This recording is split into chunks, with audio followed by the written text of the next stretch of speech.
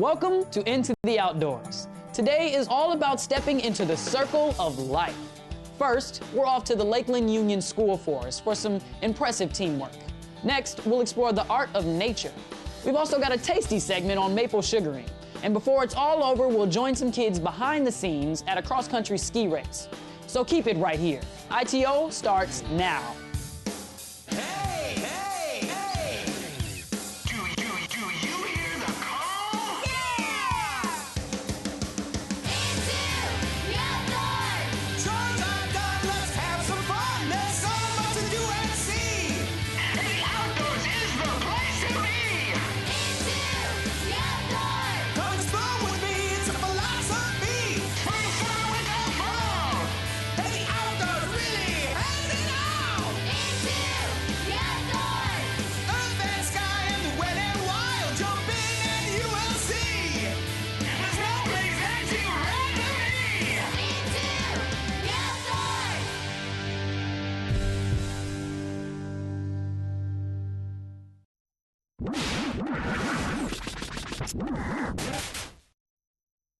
Welcome to Lakeland Union School Forest.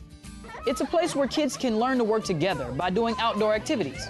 These kids are a part of the Intercultural Leadership Initiative, a group that helps kids from different schools and cultures get to know each other better. Today, they're taking advantage of this perfect outdoor setting. This group is starting out at the Big Circle. Ooh, good to see you. Good to see you. Come join the circle. By joining the circle, these kids agree to be kind, safe, to talk and to listen to others, and to have fun. To learn how we all rely on each other, these kids grab hold of a rope that goes all the way around the circle. If they're pulling on the rope, are they affecting themselves or the whole group? The whole group. Every action that you have today, whether you're thinking of yourself, is going to affect the whole group. Now that everyone has joined the circle, it's time to split into groups and head off to our activities. Our first stop, the low ropes course. Among other things, this group will have the challenge of untwisting this rope, and that's not an easy task. Okay, don't, stop. Oh, yeah, see? Maybe we can go the opposite way. Wait, no, that won't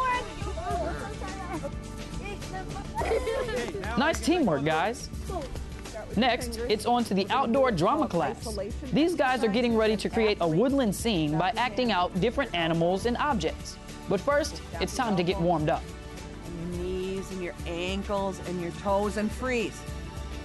All right, now these kids are ready to create their woodland scene. I'd like you to imagine that you're an eagle or McGeezy, and you're soaring through the air. You're just moving through space as a McGeezy or an eagle. This time, when you move through space, would you imagine that you are a deer or Wawaskishi in Ojibwe?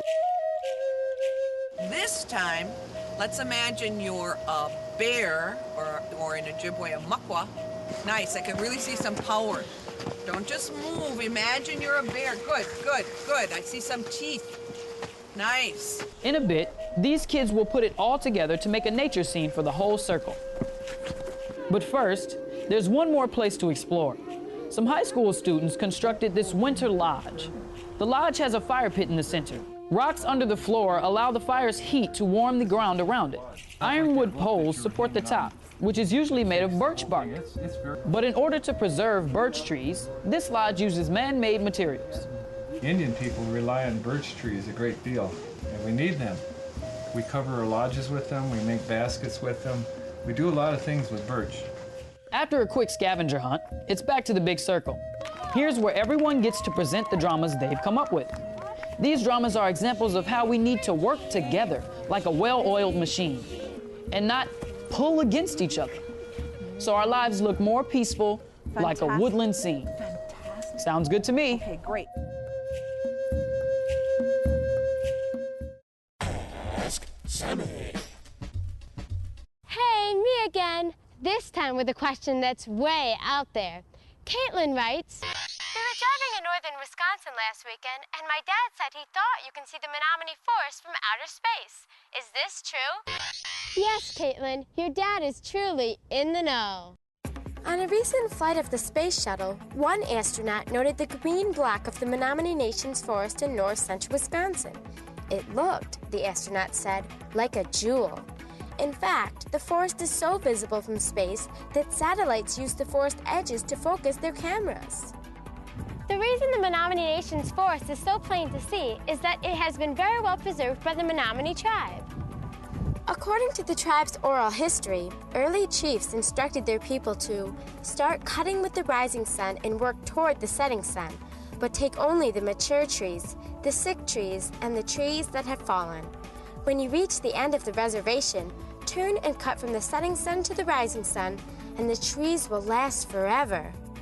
Though many of today's foresters practice sustainable forestry techniques, much of the land surrounding the Menominee Nation's forest was cleared for farming and other developments after the cutover of a century ago.